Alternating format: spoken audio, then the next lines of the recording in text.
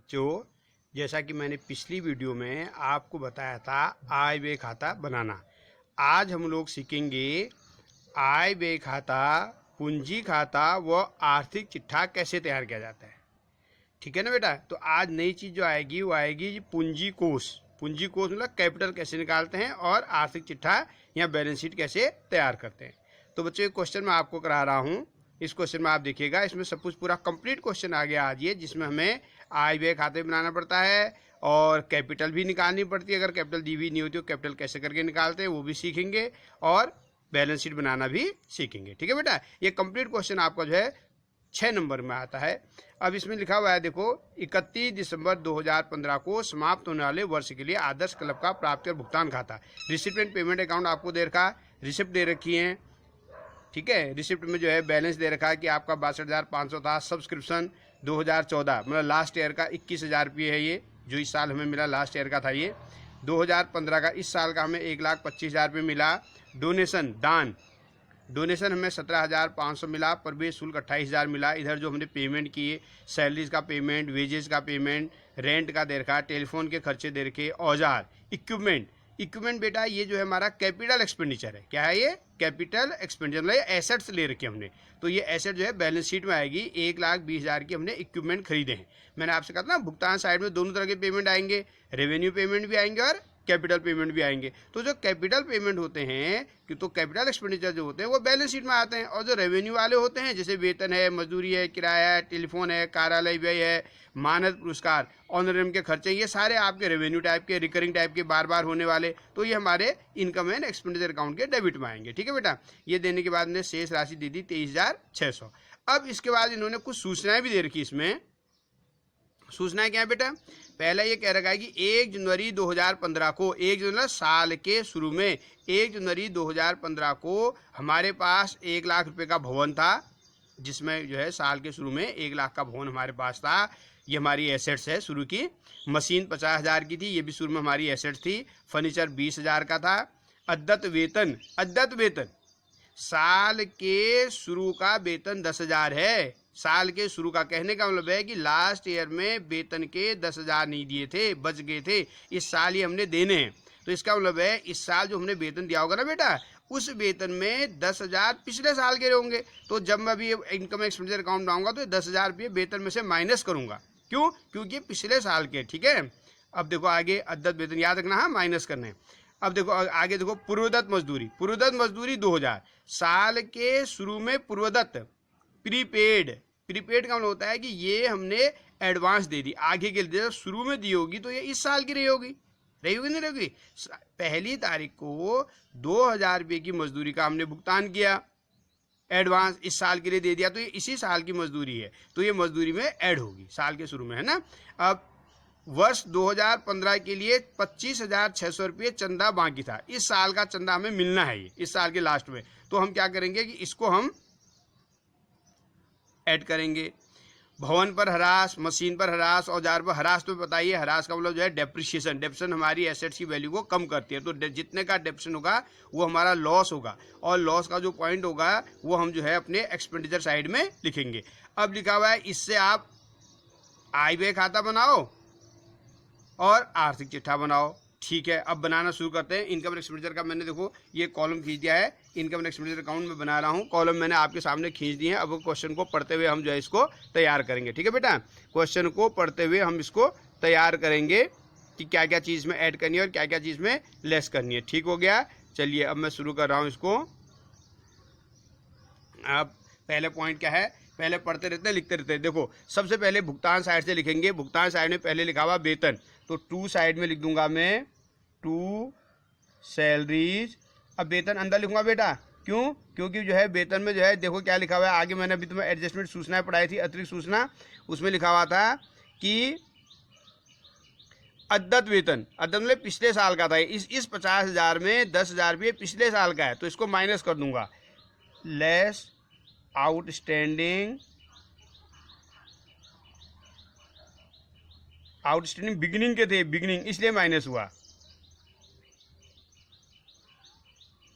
10,000, minus करके बाहर लिख दिया 40,000। ठीक हो गया बेटा। अब उसके बाद जो है आगे देखो, अब आपका है टू वेजेज, इसमें भी एडजस्टमेंट है, इसे भी अंदर ही लिखूंगा। टू वेजेज, वेजेज कितने के हैं, वेजेज है 6000। और वेजेज में क्या लिखा हुआ है देखना, पढ़ना इधर, अन्य सूचना में पुरोदत्त, पुरोदत्त एड प्रीपेड ओपनिंग, प्रीपेड ये बिगिनिंग के ही हैं, ये भी बिगिनिंग के कितने बेटा 2000, तो इसमें 2000 हम जोड़ देंगे, 6 और 2 8000 हो जाएगा। अच्छा ये हो गया बेटा। अब इसके बाद आगे देखो अगला खर्चा क्या है, देखना जरा, पढ़ना ऊपर। अगला खर्चा क्या है, अगला खर्चा है किराया, किराया, किराए में कुछ नहीं, किराया ऐसे लिख दो, टू रेंट, रेंट, रेंट है हमारा 12000, 12000 भी लिख दिया हमने, टू रेंट 12000। रेंट के बाद है टेलीफोन व्यय 9400, टेलीफोन के खर्चे, to telephone expense, telephone expense, इसमें भी कुछ नहीं है, टेलीफोन एक्सपेंस 9400 ऐसे लिख देंगे। टेलीफोन एक्सपेंस का इक्विपमेंट, औजार, मैंने आपसे कहा था इक्विपमेंट नहीं आएगा बेटा, क्योंकि ये कैपिटल एक्सपेंडिचर है, बैलेंस शीट में आएगा, लेकिन इस पर जो डेप्रिसिएशन होगा ना वो आएगा, अभी डेप्रिसिएशन बाद में लिख लेंगे। कार्यालय व्यय, to office expense, office expenses, office के खर्चे हो गए हमारे 22000, 22,000, 22000, ठीक है बेटा। उसके बाद मानद पुरस्कार, मानद पुरस्कार हो गया ऑनरियम,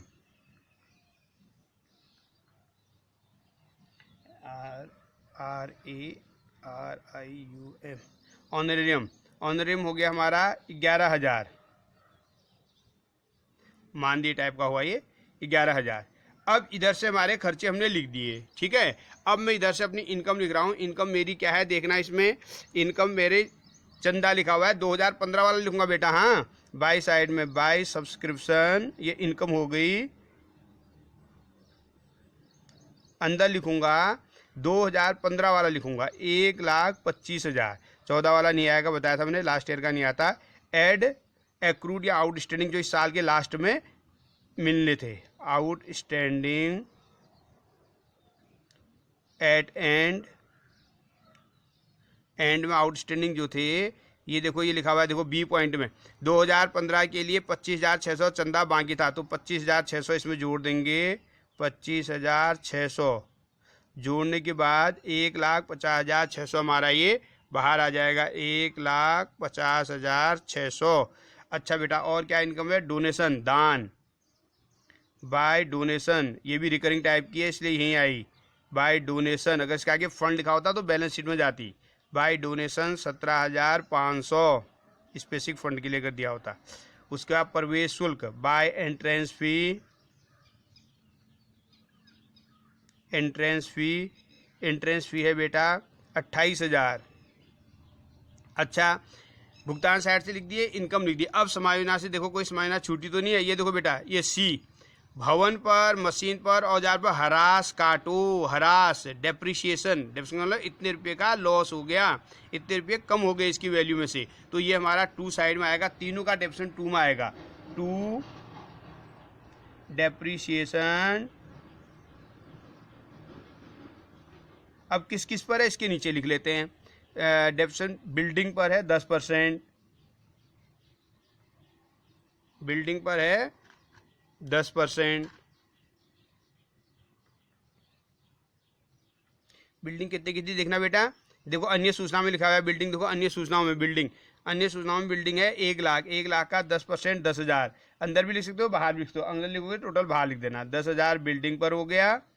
और बिल्डिंग के बाद मशीन पर है 5%, मशीन कितने की है, मशीन है हमारी 50,000, 2500, मशीन पर लिखो 2,500, कैसे करके आया पता लग गया, मशीन जो है हमारी 50,000, ये 50,000 का 5%।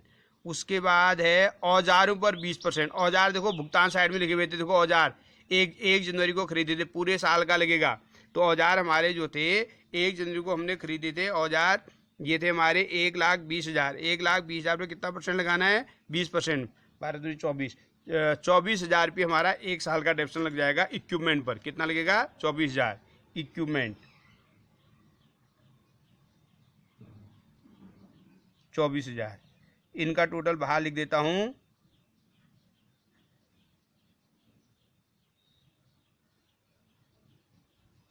36,500। अब ये साइड पूरी होगी बेटा। अब हम ऐसा करेंगे, प्रॉफिट या लॉस जैसे मैंने आपको बताया था, इसका प्रॉफिट या लॉस जो है वो निकालेंगे कि प्रॉफिट आ रहा है या लॉस आ रहा है। ठीक है, तो मैं इधर टोटल कर रहा हूँ, दोनों साइड का कैरी करके देख लेता हूँ। इसमें प्रॉफिट ही आ रहा है। इधर का टोटल कर दिया हमने 6, 5, 11 और 7 और 8, 15, 16 की 6 से लगा 1, 5, 2, 7, 8, 9, 1,96,100।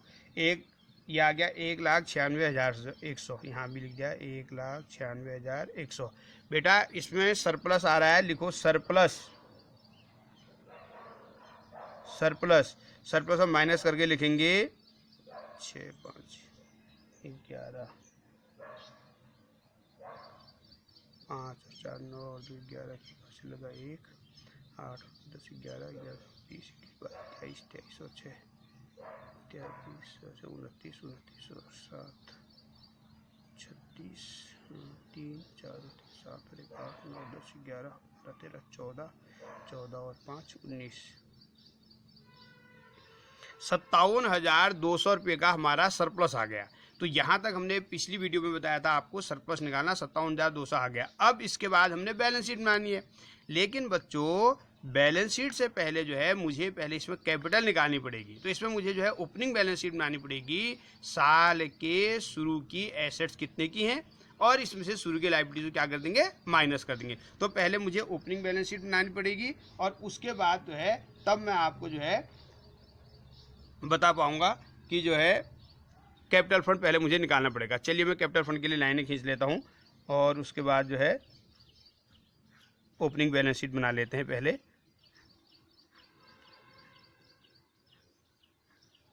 1 जनवरी की बैलेंस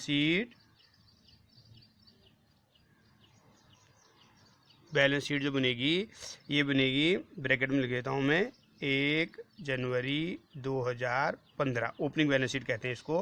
बताइए हुआ आपको लायबिलिटीज, अमाउंट, एसेट्स, अमाउंट। अब देखो साल के शुरू में मेरे पास क्या एसेट्स हैं और क्या लायबिलिटीज है। तो सबसे पहले क्या करना है आपने, प्राप्ति साइड देखो, अपनी प्राप्ति साइड में जो शेष राशि लिखी होगी, देखो शेष राशि प्राप्ति साइड देखो ना आपने, अभी आपने वो बनाया था ना, इसमें देखो आपने लिखा हुआ है शुरू में, देखो ऊपर शेष राशि 62,500 लिखा हुआ है, देखो मिला, ठीक है ना। और शेष राशि देखो उधर भुगतान साइड में लास्ट में लिखा हुआ है शेष राशि 23,600। तो साल के शुरू की जो शेष राशि से कहते हैं कैश इन हैंड, मतलब ये साल के शुरू में हमारे पास 62,500 था। ये वाला 62,500 ओपनिंग बैलेंस शीट में आएगा और जो भुगतान साइड के लास्ट में 23,600 है ये क्लोजिंग बैलेंस शीट में आएगा। याद रखना बेटा, ठीक है। तो जब भी ओपनिंग बैलेंस शीट बनानी पाएगी सबसे पहले हम क्या करेंगे, जो शेष राशि होती है कैश इन हैंड जो 62,500 है, ये हम जो है ओपनिंग बैलेंस शीट में लिखेंगे, एसेट साइड में लिखेंगे। और जो भुगतान साइड का शेष राशि लास्ट में दी होती है ये हमारी जो लास्ट की बैलेंस शीट बनेगी क्लोजिंग बैलेंस शीट में लिखेंगे कैश इन हैंड करके। ठीक हो गया। तो यहाँ से हम दो, एक तो ये शेष राशि आएगी और एक ये पिछले साल का चंदा 21,000 रुपये, ये साल के शुरू की एसेट्स हमारी, इसको हम ओपनिंग बैलेंस शीट में लिख देते हैं। दोनों चीज़ों को लिख देते हैं ओपनिंग बैलेंस शीट में। अब पहले मैं लिख रहा हूँ कैश इन हैंड, जैसे मैंने भी आपको बताया cash in hand. Cash in hand कितना था मेरे पास, ये था मेरे पास 62,500 था। ठीक, उसके बाद बच्चों सब्सक्रिप्शन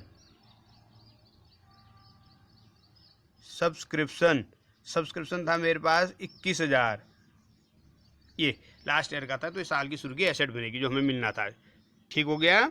इसके बाद जो है आप ऐसा करेंगे, देखो एसेट साइड में देखो भवन है, मशीन है, फर्नीचर है, अन्य सूचनाओं में लिखा रखा था मैंने, अभी आपको जब मैं पढ़ रहा था तो ये अन्य सूचनाओं में ये लिखा हुआ है। देखो अन्य सूचनाओं में, देखो अन्य सूचनाओं में लिख रखा कि 1 जनवरी को हमारे पास भवन है, मशीन है, फर्नीचर है, अद्यत वेतन है, अद्यत लायबिलिटी हुई है, लायबिलिटी भी लिखूंगा, और पूर्वदत्त मजदूरी। अब मैं इनको नीचे उतार देता हूँ। ठीक है बेटा, अब मैं इनको बैलेंस शीट में नीचे लिख रहा हूँ सबको, जो जो चीज़ें मेरे पास थी। बिल्डिंग 1 लाख अभी पूरा लिखेंगे और बैलेंस शीट में जो है डेप्शन घटा के लिखेंगे जो नई वाली बैलेंस शीट बनेगी। बिल्डिंग 1 लाख, बिल्डिंग के बाद मशीन 50,000, मशीन 50,000, मशीन के बाद फर्नीचर 20,000। साल की शुरू की जितनी भी एसेट होती है सब लिख देते हैं। फर्नीचर हमारे पास था 20,000 का। अच्छा बेटा, अद्यत वेतन, अद्यत वेतन का मतलब मैंने देना है, मेरी लाइबिलिटी थी, इधर लिखूंगा लाइबिलिटी साइड में लिखूंगा आउटस्टैंडिंग करके, आउटस्टैंडिंग सैलरीज, आउटस्टैंडिंग सैलरीज होगी हमारी 10,000। और पूर्वदत्त बीमा जो है एसेट साइड में आएगा बेटा, पूर्वदत्त बीमा, prepaid, prepaid insurance, prepaid insurance है 2,000। अब ये सब चीज़ें लिख ली बेटा। अब क्या करना है, अब साल के शुरू की संपत्ति से साल के शुरू को दायित्व घटा देते हैं, जैसे मैंने कहा था asset minus liabilities equal to capital. तो एसेट्स का मैं टोटल करूंगा, इसमें से 10,000 माइनस करूंगा तो लाइबिलिटीज आ जाएंगी। एसेट का टोटल कर लेते हैं 500, 2 2 4 5 6 2 8 और 13 15, 2,55,500 आ रहा है टोटल, 2,55,500। इसमें से 10,000 घटा दूंगा, 2,45,500। ये मेरा आ गया कैपिटल फंड, कैपिटल फंड। ये कैपिटल फंड का मतलब है ये मेरी जो है कैपिटल निकल गई क्लोजिंग बैलेंस शीट के लिए। अब जब मैं क्लोजिंग बैलेंस शीट बनाऊंगा ना बेटा, तो ये कैपिटल होगा, इसमें सरप्लस को जोड़ देंगे और डेफिशिएंसी होगी तो डेफिशिएंसी को घटा देंगे। जैसे हमने वो 11वीं क्लास में किया था वही बैलेंस शीट अब दोबारा बनानी है। अब हम इस बैलेंस शीट को देख के अपनी नई बैलेंस शीट तैयार करेंगे। फर्क इतना होगा कि इस बैलेंस शीट में अगर किसी चीज़ में डेप्शन है एसेट में वो माइनस हो जाएगा, है ना, और अगर कोई नई चीज़ें जो है इसको एडजस्ट करके इस बैलेंस शीट को हम बनाएंगे क्लोजिंग बैलेंस शीट। अब मैं नीचे बना रहा हूँ क्लोजिंग बैलेंस शीट, ठीक है बेटा। तो ये हमारा कैपिटल फंड इस तरह से निकलता है। कैसे निकाला था, साल के शुरू की जो एसेट्स थी उस एसेट से शुरू की लायबिलिटीज को घटा करके हमने क्या निकाल लिया था, कैपिटल फंड बना लिया था। ठीक है, अब बना रहा हूँ मैं जो हमारी लास्ट में बैलेंस शीट बननी है। ये कंप्लीट क्वेश्चन मैं आपसे कहता हूँ, थोड़ा बड़ा क्वेश्चन आता है करके, तो ये जो है कंप्लीट क्वेश्चन हो गया। अब इसको जो है इसके बाद देखते हैं क्या क्या इसमें आएगा। ठीक, चलिए अब मैं जो है ऊपर की बैलेंस शीट को देखते हुए इसको बनाते हुए चलूँगा। ठीक,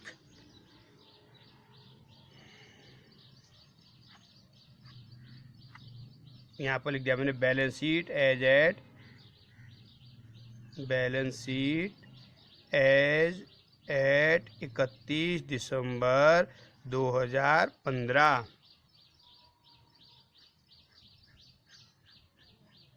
लायबिलिटीज,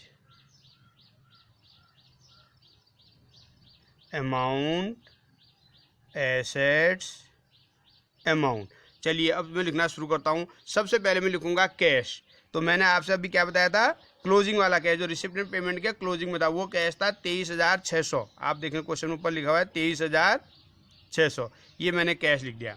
अब ऐसा करना ना बेटा, अब जो भी मेरी एसेट ऊपर है सब्सक्रिप्शन लिखो। सब्सक्रिप्शन इस साल के लास्ट का जो मुझे सब्सक्रिप्शन मिलना है, सब्सक्रिप्शन इस साल के लास्ट में एडजस्टमेंट में लिखा हुआ था, अभी एडजस्टमेंट मैंने पढ़ी थी ऊपर, इसमें लिखा था कि चंदा 25,600 बाकी था, तो सब्सक्रिप्शन लिख दूंगा 25,600।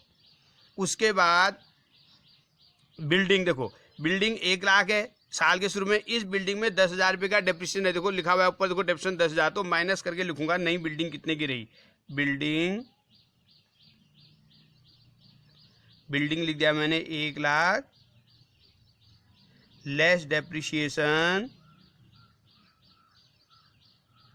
नुकसान जो हुआ 10,000 का नुकसान हुआ, 90,000 की बिल्डिंग बाहर आ गई, 90,000। बिल्डिंग के बाद फिर जो है मेरा मशीन,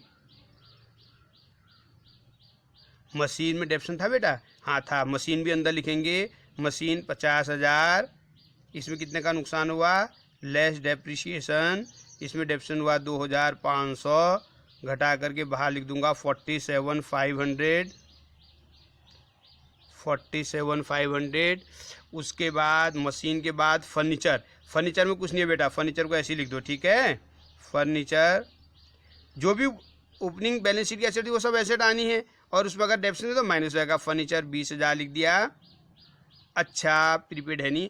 अब देखो इस साल मैंने कोई चीज़ खरीदी थी, आपको याद है, मैंने आपको जब मैं अभी वो बता रहा था ऊपर, तो मैंने आपसे कहा था कि जो है ये औजार खरीदे थे 1,20,000 के, और इन पर जो है 20% जो है 24,000 रुपये इन पर डिप्रेशन लगा था। तो माइनस करके जो है नीचे लिखे जाएंगे, बैलेंस शीट में लिखे जाएंगे कि जो है फर्नीचर के नीचे लिख दूंगा औजार, इक्विपमेंट,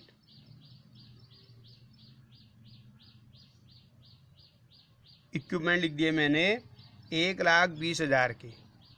इसमें डेप्रेशन घटा दूंगा, लेस डेप्रिशिएशन, डेप्रिशिएशन इस पर था बेटा 24,000 का, 24,000 घटा करके 96,000 का मेरा ये बाहर आ जाएगा, 96,000। ठीक हो गया। अब एसेट साइड से मेरी कंप्लीट चीज़ें होगी। अब मैं ऐसा करूंगा, लाइबिलिटी साइड से जो है इधर आएगा मेरा कैपिटल फंड। कैपिटल फंड ऊपर से लिख दिया मैंने, ये 2,45,500 का था, 2,45,500। अब इसमें मैं ऐड कर दूंगा, ऐड सरप्लस, जैसे प्रॉफिट ऐड करते थे ना, तो सरप्लस जोड़ दूंगा, डेफिशिएंसी होती तो घटा देता, सरप्लस जोड़ूंगा मैं 57,200, और जोड़ करके इसको बाहर लिख दूंगा 700, 7 और 5 12, 5 4 9 और 1 10, 3,02,700। ठीक हो गया बेटा। अब एक बार मैं चेक कर लेता हूँ कोई चीज़ छूटी तो नहीं है, क्या लाइबिलिटीज और कोई है नहीं मेरे पास। मैंने देख लिया एसेट साइड से जितनी भी एसेट ओपनिंग बैलेंस शीट थी क्लोजिंग बैलेंस शीट में लिख ली है, डेप्शन वगैरह माइनस कर लिया। अब मैं क्या करूँगा, अपनी बैलेंस शीट का टोटल करूँगा। अगर मेरे दोनों साइड का टोटल बराबर आ गया तो हमारा ये क्वेश्चन सही है बेटा। ठीक है, 6 अच्छे 17 की 7 से लगा 1, 5 3 8 9 9 3 18 18 9 7 16 16 और 6 16 6 22 2 9 11 12 13 14 15 17 17 18 21 और 30, 3 लाख। तो बेटा ये दोनों साइड आ गया मेरा 3,02,700, इधर भी आ गया और इधर भी आ गया। तो बैलेंस शीट के दोनों साइड का टोटल हमारा जो है बराबर आ गया 3,02,700, इधर भी वही आ रहा है, इधर भी। तो इस तरह से जो है हमारा ये कंप्लीट क्वेश्चन जो होता है। अब इसके अब मैं आपको एक आधा क्वेश्चन इसका दूंगा भी, उसको आप बनाएं।